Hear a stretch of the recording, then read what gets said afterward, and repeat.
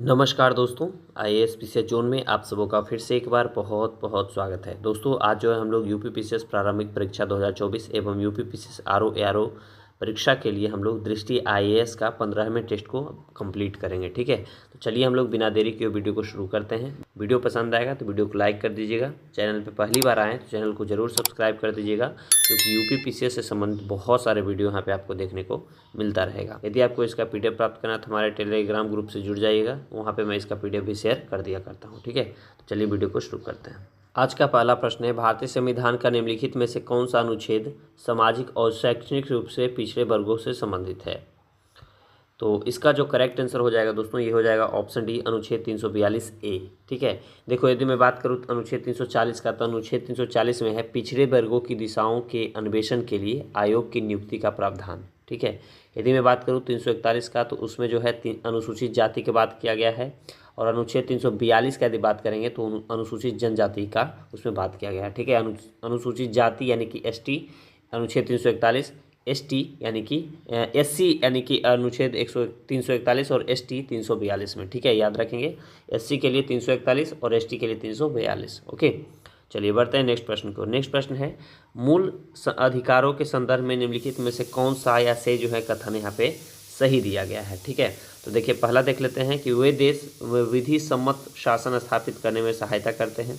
बिल्कुल, ये कथन पहला तो सही है। दूसरा है, वे सरकार के प्राधिकार की निरपेक्षता की जांच करते हैं। दूसरा भी कथन सही है और पहला भी कथन सही है, दोनों कथन सही दिया गया है, तो राइट आंसर यहाँ पे ऑप्शन बी होगा। ओके, नेक्स्ट प्रश्न है, निम्नलिखित में से किस अधिनियम ने सिविल सेवकों के चयन हेतु खुली प्रतियोगिता आरंभ की थी? ठीक है, यानी खुली प्रतियोगिता परीक्षा के माध्यम से जो है नियुक्ति होना शुरू हुआ था। तो कौन सा अधिनियम था दोस्तों? तो वह अधिनियम था 1853 का चार्टर अधिनियम। राइट आंसर ऑप्शन यहाँ पे ए हो जाएगा। ठीक है, वर्ष 1793 और वर्ष 1853 के दौरान ब्रिटिश संसद द्वारा पारित किए गए चार्टर अधिनियमों की श्रृंखला में यह जो है अंतिम अधिनियम भी था, ये भी आप याद रखेंगे। नेक्स्ट प्रश्न है, भारतीय संविधान का निम्नलिखित में से कौन सा अनुच्छेद भारत के महान न्यायवादी से संबंधित है? ठीक है, महान न्यायवादी यानी कि अटॉर्नी जनरल की बात कर रहा है। ओके, तो अटॉर्नी जनरल का जो जिक्र है वो अनुच्छेद 76 में है। किसमें है? अनुच्छेद 76 में है। ओके, राइट आंसर यहाँ पे ऑप्शन बी हो जाएगा। नेक्स्ट प्रश्न है, ग्राम न्यायालयों के संदर्भ में निम्नलिखित में से कौन सा या से कथन जो है यहाँ पे सही दिया गया है? ठीक है, चलिए देख लेते हैं हम लोग। पहला दिया गया है, यह प्रथम श्रेणी जो है न्यायिक मजिस्ट्रेट का न्यायालय होता है ग्राम न्यायालयों के संदर्भ में। बिल्कुल पहला कथन तो सही है। दूसरा है, इसके तहत केवल सिविल न्यायालयों की शक्तियों का प्रयोग किया जाता है। ओके, यहाँ पे दूसरा कथन जो है दोस्तों ये गलत है। उन्हें ग्रामीण स्तर पर लघु विवादों को निपटाने के लिए नागरिक और आपराधिक, ठीक है, नागरिक और आपराधिक दोनों क्षेत्राधिकार के साथ प्रथम श्रेणी के न्यायिक मजिस्ट्रेट का न्यायालय का माना जाता है। इसलिए दूसरा कथन यहाँ पे गलत हो जाएगा। पहला सही है, दूसरा गलत है, तो राइट आंसर ऑप्शन ए होगा। नेक्स्ट प्रश्न है, एल.एम. सिंघवी समिति का गठन किया गया था।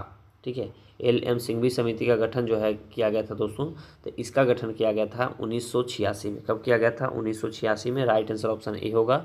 ठीक है, केंद्र सरकार द्वारा किया गया था इसका गठन, ये भी आप याद रखेंगे, जिसका उद्देश्य था लोकतंत्र और विकास के लिए पंचायती राज संस्थानों के पुनरुद्धार पर एक अवधारणा पत्र तैयार करना। ठीक है, राइट आंसर ऑप्शन ए होगा।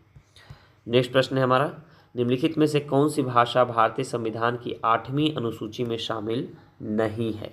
ठीक है, 8वीं अनुसूची में शामिल नहीं है, तो उसमें नेपाली है, मैथिली है, उर्दू है, लेकिन अंग्रेजी दोस्तों नहीं है। ठीक है, तो राइट आंसर यहाँ पे क्या हो जाएगा? ऑप्शन बी हो जाएगा। ठीक है, भाग कितना में है? भाग 17 में है, ये भी आप याद रखेंगे। अनुच्छेद 343 से 351 तक इसमें है, ये भी आप याद रखेंगे। ओके, नेक्स्ट प्रश्न की ओर बढ़ते हैं। निम्नलिखित में से कौन सा अधिकार भारतीय संविधान के अनुच्छेद 21 का अभिन्न अंग नहीं है? अभिन्न अंग नहीं है। ठीक है, तो कौन सा अनुच्छेद हो जाएगा? तो ये हो जाएगा, सॉरी, निम्नलिखित में कौन सा अधिकार जो है भारतीय संविधान के अनुच्छेद 21 का अभिन्न अंग नहीं है? तो 21 में कौन सा शामिल नहीं है? तो 21 में जो रोजगार में अवसर की क्षमता, ये जो है अनुच्छेद 21 में शामिल नहीं है। बाद बाकी आजीविका का अधिकार, विदेशी यात्रा का अधिकार, निःशुल्क विधिक सहायता का अधिकार, ये तीनों इसमें शामिल है। ओके, चलिए बढ़ते हैं हम लोग नेक्स्ट प्रश्न की ओर। नेक्स्ट प्रश्न हमारा है, राष्ट्रीय बाल अधिकार संरक्षण आयोग यानी एनसीपीसीआर के संदर्भ में निम्नलिखित में से कौन से कथन यहाँ पे सही दिया गया है? ठीक है, चलिए देख लेते हैं। पहला कथन दिया गया है, यह मार्च 2007 में स्थापित एक संवैधानिक निकाय है। देखिए पहला कथन जो है दोस्तों यहाँ पे ये गलत है। ठीक है, यह बाल अधिकार संरक्षण आयोग यानी CPCR अधिनियम 2005 के तहत मार्च 2007 में स्थापित एक वैधानिक निकाय है। ठीक है, तो इसलिए पहला कथन तो यहाँ पे गलत दिया गया है। दूसरा कथन है, इस आयोग में एक अध्यक्ष और 6 सदस्य शामिल होते हैं। दूसरा कथन सही है, पहला कथन गलत है, तो राइट आंसर ऑप्शन यहाँ पे सी हो जाएगा। ओके, नेक्स्ट प्रश्न है, उत्तर पूर्वी परिषद जो है निम्नलिखित में से किस केंद्रीय मंत्रालय के अंतर्गत कार्य करती है। ओके, देखिए उत्तर पूर्वी परिषद की यहाँ पे बात किया गया दोस्तों, तो उत्तर पूर्वी जो परिषद है इसका जो राइट आंसर यहाँ पे हो जाएगा ये हो जाएगा ऑप्शन डी। ठीक है, उत्तर पूर्वी परिषद जो है दोस्तों काम करता है उत्तर पूर्वी क्षेत्र विकास मंत्रालय के अंतर्गत। ठीक है, तो इसलिए यहाँ राइट आंसर हो जाएगा, इनमें से कोई भी नहीं। नेक्स्ट प्रश्न है, राष्ट्रीय अन्वेषण अभिकरण का गठन निम्नलिखित में से किस वर्ष में किया गया था। ओके, तो यहाँ पर जो इसका राइट आंसर हो जाएगा दोस्तों ये हो जाएगा ऑप्शन डी, वर्ष 2009 में। ठीक है, NIA का गठन जो है वर्ष 2009 में राष्ट्रीय अन्वेषण अभिकरण अधिनियम 2008, ये भी आप याद रखेंगे, राष्ट्रीय अन्वेषण अभिकरण अधिनियम 2008 यानी NIA अधिनियम के तहत किया गया था। यह भारत में केंद्रीय आतंकवाद विरोधी कानून प्रवर्तन एजेंसी है। ओके, राइट आंसर यहाँ पे ऑप्शन डी होगा। नेक्स्ट है, केंद्रीय अन्वेषण ब्यूरो यानी CBI अकादमी निम्नलिखित में से किस शहर में है। CBI अकादमी, ठीक है, तो इसका राइट आंसर हो जाएगा दोस्तों ऑप्शन बी, गाजियाबाद में। कहाँ है, CBI अकादमी गाजियाबाद उत्तर प्रदेश में स्थित है तथा वर्ष 1996 में, ठीक है, वर्ष 1996 में इसका संचालन जो है शुरू किया गया था। इससे पहले प्रशिक्षण कार्यक्रम जो है CBI प्रशिक्षण केंद्र नई दिल्ली में आयोजित किए जाते थे, ये भी आप याद रखेंगे। नेक्स्ट प्रश्न है, अल्पसंख्यक शब्द के संदर्भ में निम्नलिखित कथनों में से कौन से कथन यहाँ पे सही दिया गया है। ठीक है, तो पहला कथन है, भारतीय संविधान में अल्पसंख्यक पद को परिभाषित किया गया है। ठीक है, देखिए पहला कथन जो है दोस्तों ये गलत है क्योंकि इसको परिभाषित नहीं किया गया है। ठीक है, तो पहला तो कथन हमारा गलत है। दूसरा है, भारतीय संविधान का अनुच्छेद 29 धार्मिक और भाषाई दोनों अल्पसंख्यकों को सुरक्षा प्रदान करता है। 29 अनुच्छेद 29 बिल्कुल पहला कथन। दूसरा कथन सही है, पहला गलत है, तो राइट आंसर ऑप्शन सी होगा। नेक्स्ट प्रश्न की ओर बढ़ते हैं। नेक्स्ट प्रश्न हमारा है, केंद्रीय प्रशासनिक न्यायाधिकरण यानी कैट की स्थापना किसके प्रधानमंत्रित्व काल में की गई थी। ठीक है, द सेंट्रल एडमिनिस्ट्रेटिव ट्रिब्यूनल, ठीक है, यानी जिसको कि कैट बोलते हैं। तो इसकी जो है इसकी स्थापना कौन से प्रधानमंत्री के कार्यकाल में किया गया था, तो इसका जो राइट आंसर हो जाएगा दोस्तों ये हो जाएगा ऑप्शन बी, राजीव गांधी के समय में। इसकी स्थापना जो है 1985 में होती है। कब, 1985 में। ओके, राइट आंसर यहाँ पे ऑप्शन बी हो जाएगा। नेक्स्ट प्रश्न है, अंडमान और निकोबार द्वीप समूह किसके अधिकार क्षेत्र में आते हैं। ठीक है, अंडमान और निकोबार द्वीप समूह, तो अंडमान और निकोबार द्वीप समूह जो आते हैं दोस्तों ये कलकत्ता उच्च न्यायालय के क्षेत्राधिकार में आते हैं। राइट आंसर यहाँ पे ऑप्शन बी हो जाएगा। ठीक है, चलिए बढ़ते हैं हम लोग नेक्स्ट। कलकत्ता यदि हम उच्च न्यायालय की बात करें तो इसकी स्थापना कब होती है, कलकत्ता उच्च न्यायालय की स्थापना 1862 में होता है। ये भी आप याद रखेंगे 1862 में। ठीक है, 1862 में जो है कलकत्ता न्यायालय की स्थापना होती है। नेक्स्ट प्रश्न है, भारतीय संविधान का निम्नलिखित में से कौन सा अनुच्छेद जो है राज्य विधानसभा में सदस्यता के लिए अयोग्यता से संबंधित है। तो यहाँ पर जो इसका राइट आंसर हो जाएगा दोस्तों ये हो जाएगा ऑप्शन सी। ठीक है, अनुच्छेद 191। कौन सा अनुच्छेद 191, राइट आंसर यहाँ पे ऑप्शन सी हो जाएगा। नेक्स्ट प्रश्न है, निम्नलिखित में से कौन सा या से जो है मामले अध्यादेश से संबंधित हैं। ठीक है, अध्यादेश से संबंधित हैं, तो यहाँ पे देख लेते हैं हम लोग। पहला दिया गया है RC कपूर बनाम भारत संघ, ये संबंधित है इससे। दूसरा है AK रॉय बनाम भारत संघ, ये भी संबंधित है इससे। तीसरा दिया गया है DC वाधवा बनाम बिहार राज्य, ये भी संबंधित है इससे। शंकरी प्रसाद बनाम भारत संघ, ये इससे संबंधित नहीं है, तो राइट आंसर यहाँ पे ऑप्शन बी हो जाएगा।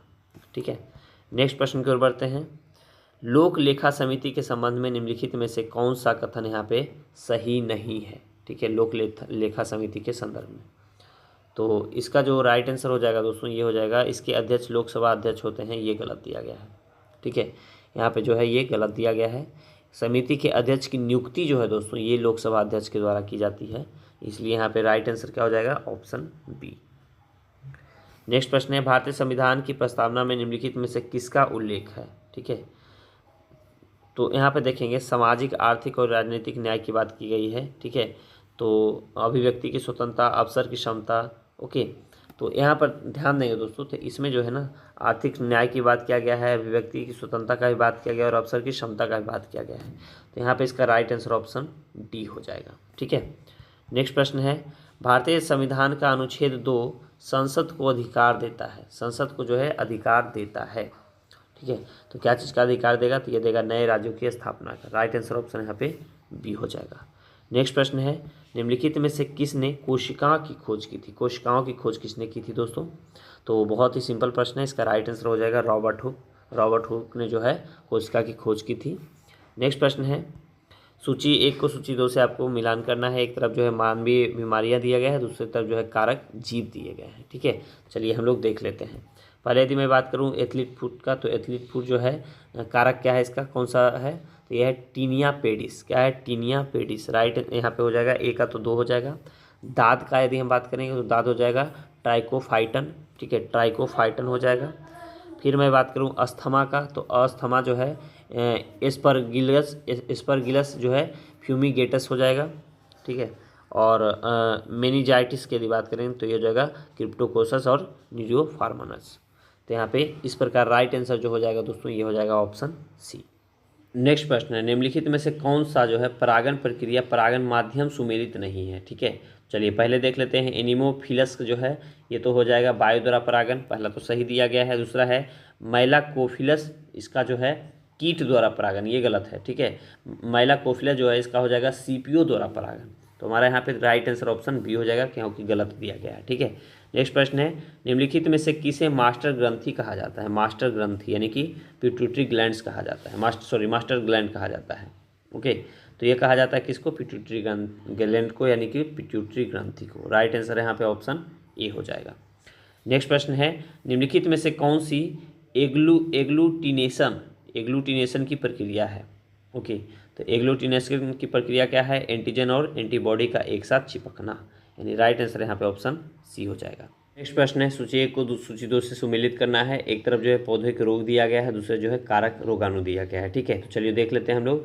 आलू में यदि मैं बेल्ट रोग की बात करूं तो ये हो जाएगा ज्यूडोमोनास सोलानेरिसम के कारण होता है, यानी पहला का तो हमारा ए का तो 4 हो जाएगा। ठीक है, फिर चावल में ब्लाइट रोग की यदि हम बात करेंगे दोस्तों, चावल में जो है ब्लाइट रोग जो है किसके कारण होता है, चावल में ब्लाइट रोग जो है वो जेंथोमोनस ओरिजे के कारण होता है। ठीक है, दूसरा का बी का तो 1 हो जाएगा। और सेम में फायर ब्लाइट रोग की यदि हम बात करेंगे तो इसका कारण हो जाएगा इन्वेनिया हो जाएगा। क्या हो जाएगा, इन्वेनिया हो जाएगा। और बिन ब्लाइट रोग का हो जाएगा जेंथोमोनस फेजियोली। ठीक है, तो इस प्रकार इसका जो राइट आंसर हो जाएगा 26 का, ये हो जाएगा ऑप्शन ए। नेक्स्ट प्रश्न की ओर बढ़ते हैं। नेक्स्ट प्रश्न है, अफीम पोस्ता के पौधे का वैज्ञानिक नाम क्या है। अफीम पोस्ता के पौधे का वैज्ञानिक नाम क्या है, तो इसका जो राइट आंसर हो जाएगा दोस्तों, ये हो जाएगा ऑप्शन बी पापावेर सिनफेरम, यानी राइट आंसर ऑप्शन बी हो जाएगा।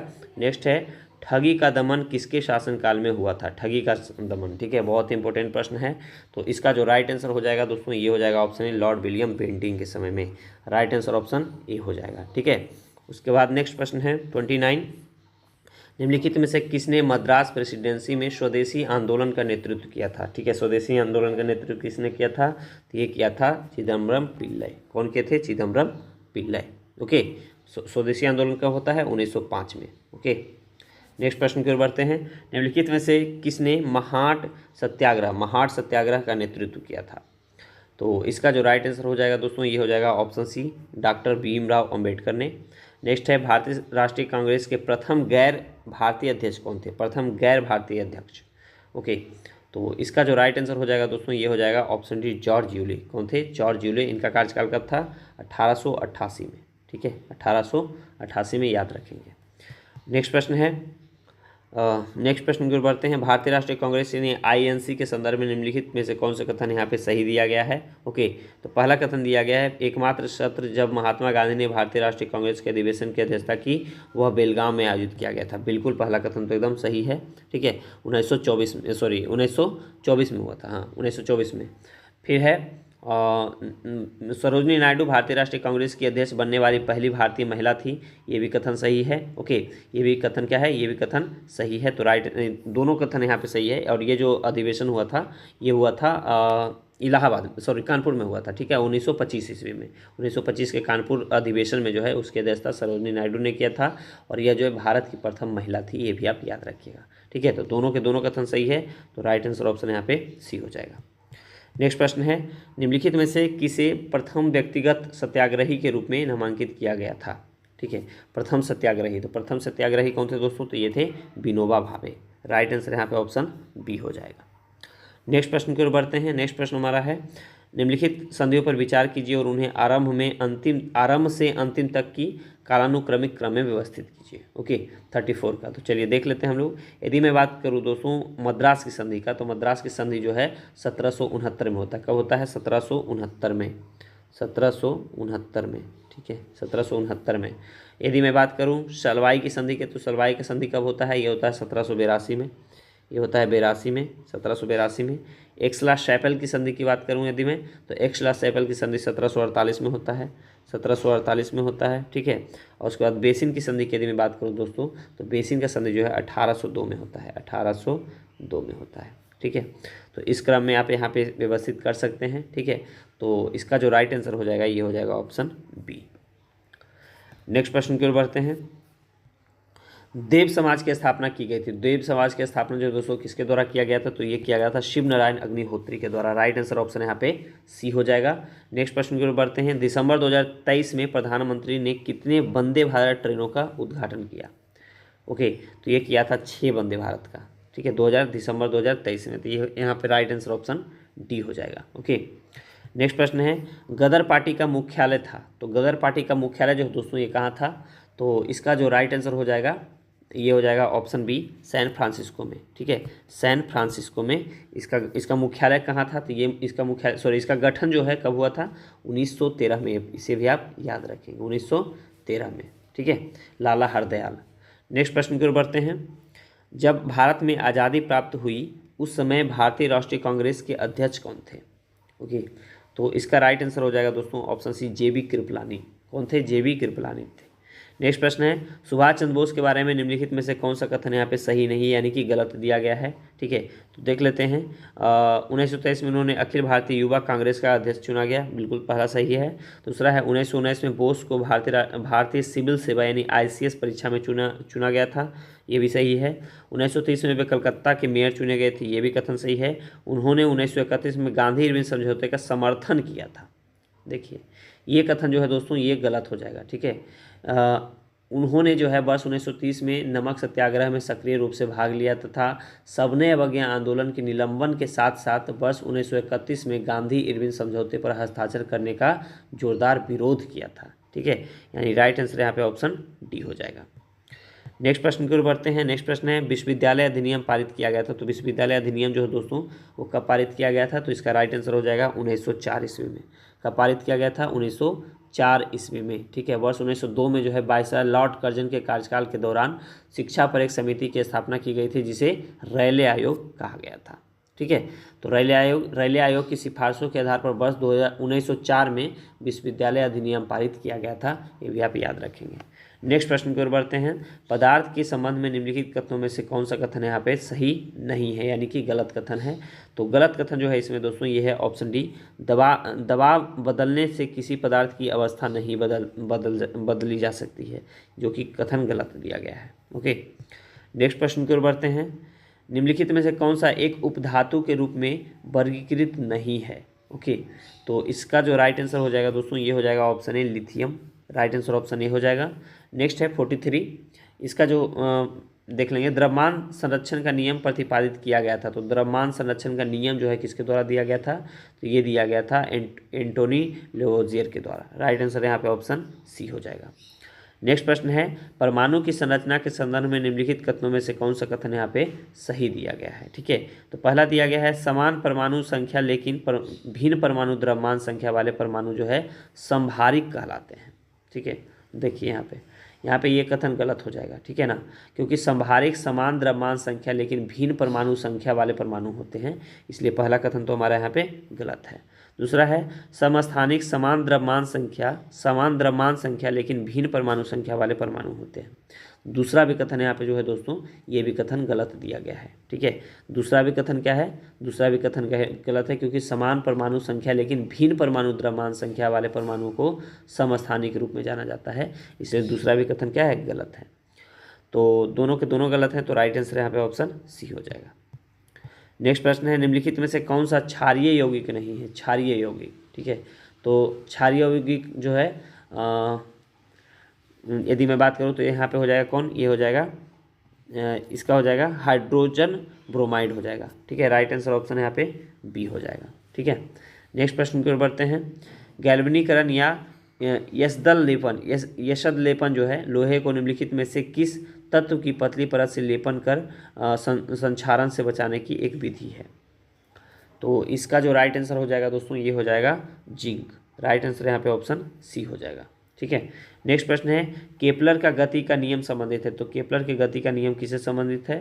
तो यह जो है ग्रहों की गति से संबंधित है। राइट आंसर यहाँ पे ऑप्शन सी हो जाएगा। नेक्स्ट प्रश्न है, निम्नलिखित में से कौन सा ऐसे जो है कोशिका परिघटना के उदाहरण है? ठीक है, कोशिका परिघटना के उदाहरण है। ओके, तो चलिए देख लेते हैं। हमने यहाँ पे पहला है फाउंटेन पेन से लिखते समय स्याही का बाहर आना, बिल्कुल। फिर है मोमबत्ती में पिघले हुए मोम का ऊपर आना, ये भी सही है। दीपक की बाती में तेल का चढ़ना, ओके। और पौधे की जड़ द्वारा मिट्टी से जल का अवशेषण, चारों के चारों यहाँ पे सही है। राइट आंसर ऑप्शन यहाँ पे डी हो जाएगा। नेक्स्ट प्रश्न है, निम्नलिखित में से किसने फिलॉसफी ऑफ बम लिखा था? फिलॉसफी ऑफ बम पुस्तक जो है किसने लिखा था? तो ये लिखा था भगवती चरण बोहरा ने।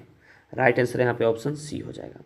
नेक्स्ट है, फरवरी 2024 में उत्तर प्रदेश के निम्नलिखित में से किस जिले में कल की धाम मंदिर की आधारशिला रखी गई है? तो यहाँ पे इसका राइट आंसर हो जाएगा ऑप्शन डी, संभल में। कहाँ रखा गया है? संभल में। फरवरी 2024 में प्रधानमंत्री नरेंद्र मोदी ने उत्तर प्रदेश के संभल जिले में कल की धाम मंदिर की आधारशिला रखी। नेक्स्ट है, हाल ही में निम्नलिखित में से किस राज्य ने काजी नींबू को राजकीय फल घोषित किया है? ठीक है, तो यहाँ पर जो इसका राइट आंसर हो जाएगा दोस्तों ये हो जाएगा ऑप्शन सी, असम। किसने किया है? असम ने किया है। नेक्स्ट प्रश्न है, निम्नलिखित में से किसे ओडिशा का चौथा जैव विविधता विरासत स्थल घोषित किया गया है? तो इसका राइट आंसर हो जाएगा दोस्तों ऑप्शन बी, गुप्तेश्वर वन को। राइट आंसर ऑप्शन बी हो जाएगा। नेक्स्ट प्रश्न है, दिसंबर 2024 में भारतीय रिजर्व बैंक ने किस बैंक को भारतीय रेलवे की ओर से पेंशन वितरित करने के लिए प्राधिकृत किया? तो यहाँ पे इसका राइट आंसर हो जाएगा दोस्तों ऑप्शन ए, बंधन बैंक ने। राइट आंसर ऑप्शन ए हो जाएगा। नेक्स्ट है, निम्नलिखित में से एशिया के किस देश ने अपनी स्वयं की वन और कास्ट प्रमाणन योजना शुरू की? तो इसका राइट आंसर हो जाएगा दोस्तों ऑप्शन बी, भारत। किसने किया? भारत ने। नेक्स्ट है, हाल ही में लाल चींटी की चटनी को भौगोलिक संकेत तक यानी GI टैग दिया गया है, यह संबंधित है किस राज्य से? ठीक है, तो यहाँ पे इसका राइट आंसर हो जाएगा ऑप्शन सी, ओडिशा से। नेक्स्ट है, वर्ष 2024 में यूनेस्को की विश्व धरोहर समिति के 46वें सत्र की मेजबानी कौन सा देश करेगा? तो इसका right answer option D, Bharat हो जाएगा। नेक्स्ट प्रश्न है, हाल ही में अंतर्राष्ट्रीय ऊँट महोत्सव का आयोजन भारत के निम्नलिखित में से किस शहर में किया गया? ऊँट महोत्सव, ठीक है। तो ऊँट महोत्सव का आयोजन जो है दोस्तों कहाँ किया गया? तो ये किया गया बीकानेर, जयपुर में, बीकानेर राजस्थान में। राइट आंसर ऑप्शन यहाँ पे डी हो जाएगा। नेक्स्ट है, हाल ही में चांग ई 6 मिशन जो है चर्चा में था, यह जो है किस देश से संबंधित है? तो इसका राइट आंसर हो जाएगा ऑप्शन सी, चीन से। ठीक है, चांग, ठीक है, हाल ही में चांग ई 6 मिशन, तो यहाँ पे राइट आंसर ऑप्शन सी हो जाएगा। नेक्स्ट है, अंतर्राष्ट्रीय प्रवासी अधिकार दिवस कब मनाया जाता है? तो इसका राइट आंसर ऑप्शन ए हो जाएगा 18 दिसंबर को। ठीक है, नेक्स्ट प्रश्न है, सितंबर 2023 में दिव्य कला मेला का आयोजन किया गया था। तो दिव्य कला मेला का आयोजन कहाँ किया गया था दोस्तों? तो ये किया गया था वाराणसी में। राइट आंसर ऑप्शन डी हो जाएगा। नेक्स्ट है, जून 2023 तक भारत का सबसे तेज सुपर कंप्यूटर कौन सा है? तो इसका राइट आंसर ऑप्शन ए हो जाएगा एरावत। क्या हो जाएगा? Airavat. Right answer option A हो जाएगा। नेक्स्ट है, नेशनल क्वांटम मिशन किसके द्वारा क्रियान्वित किया जाता है? नेशनल क्वांटम मिशन, तो इसका जो राइट आंसर हो जाएगा दोस्तों ये हो जाएगा ऑप्शन सी, विज्ञान और प्रौद्योगिकी विभाग के द्वारा। नेक्स्ट प्रश्न है, निम्नलिखित में से कौन सा विद्युत चुंबकीय तरंगों का गुण नहीं है? ठीक है, गुण नहीं है, तो वे प्रकृति में अनुदैर्ध्य हैं, ये गुण नहीं है। ठीक है, बाद बाकी सारे सही है। नेक्स्ट प्रश्न है, सौर ताप उपकरणों में निम्नलिखित में से किस दर्पण का उपयोग किया जाता है? ठीक है, तो इसका राइट आंसर हो जाएगा ऑप्शन ए, अवतल दर्पण का। ठीक है, नेक्स्ट है, अयोध्या शोध संस्थान की स्थापना हुई थी। तो इसकी स्थापना, अयोध्या शोध संस्थान की स्थापना कब हुई थी? तो इसका स्थापना 1986 में हुआ था। राइट आंसर ऑप्शन बी हो जाएगा। नेक्स्ट प्रश्न है, उत्तर प्रदेश के राज प्रतीकों के संदर्भ में निम्नलिखित में से कौन से कथन यहाँ पे सही दिया गया है। चलिए देख लेते हैं। पहला है, उत्तर प्रदेश का राज्य जो है पुष्प फ्लास है, बिल्कुल पहला कथन सही है। दूसरा है, राज्य चिन्ह में मछली का एक युग्म अवध के पूर्व मुस्लिम शासकों का प्रतिनिधित्व करता है, ये भी सही है। दोनों के दोनों कथन सही है, तो राइट आंसर यहाँ पे ऑप्शन ए हो जाएगा। ठीक है, नेक्स्ट प्रश्न की ओर बढ़ते हैं।